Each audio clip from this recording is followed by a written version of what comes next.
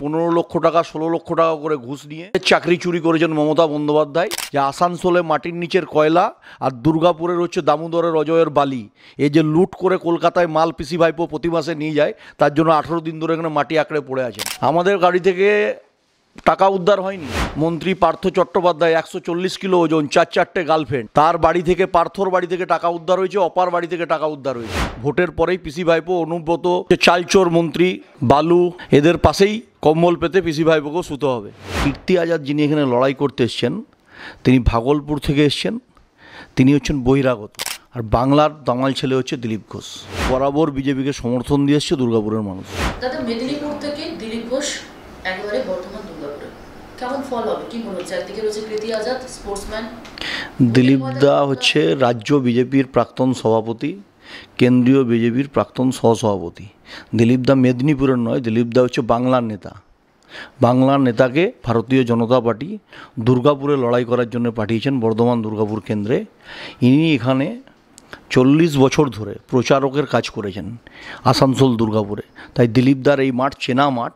আর কীর্তি আজাদ যিনি এখানে লড়াই করতে এসছেন, তিনি ভাগলপুর থেকে এসছেন, তিনি হচ্ছেন বহিরাগত। আর বাংলার দামাল ছেলে হচ্ছে দিলীপ ঘোষ। তার জন্য আমাদের জন্য এটা উর্বর মাটি। আর দুর্গাপুর এমনিই, দুর্গাপুর পূর্ব পশ্চিম বিজেপির জন্য বরাবর বিজেপিকে সমর্থন দিয়ে এসছে দুর্গাপুরের মানুষ।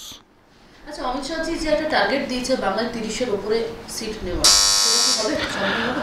আমাদের নেতৃত্ব মোদি, নরেন্দ্র মোদিজি, তিনি যা করেন, বড় বড় প্রজেক্ট তৈরি করেন।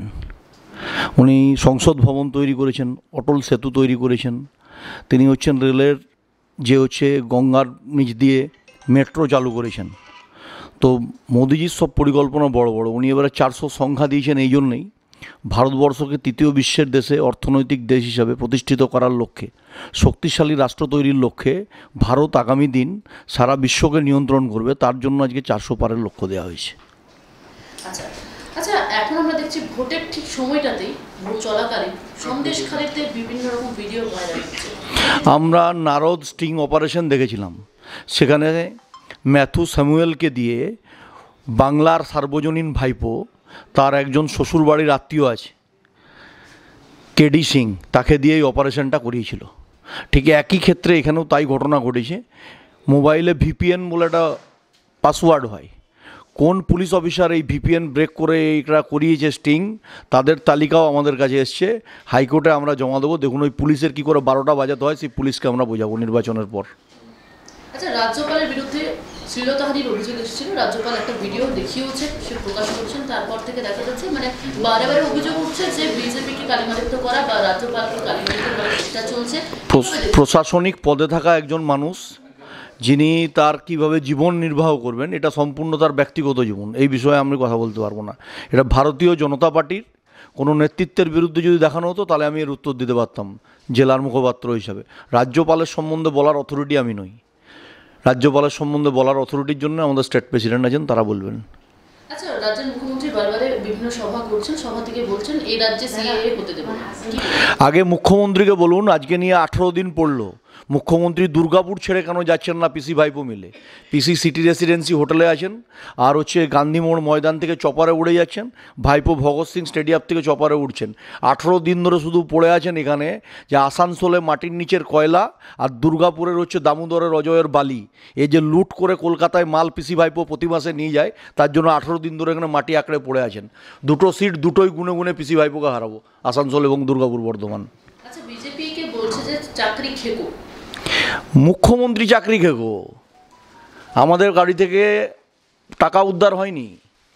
ওদের মোটা ভুঁড়ি মন্ত্রী পার্থ চট্টোপাধ্যায় 140 কিলো ওজন, 4 গার্লফ্রেন্ড, তার বাড়ি থেকে, পার্থর বাড়ি থেকে টাকা উদ্ধার হয়েছে, অপার বাড়ি থেকে টাকা উদ্ধার হয়েছে।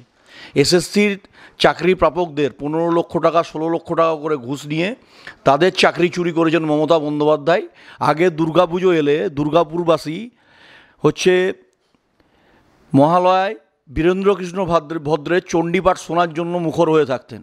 এখন বাংলার মানুষের সাথে সাথে দুর্গাপুরের মানুষ অপেক্ষা করে থাকেন কখন অভিষেকের কাকু সুজয় কৃষ্ণ ভদ্রের কণ্ঠ শুনতে পাওয়া যাবে।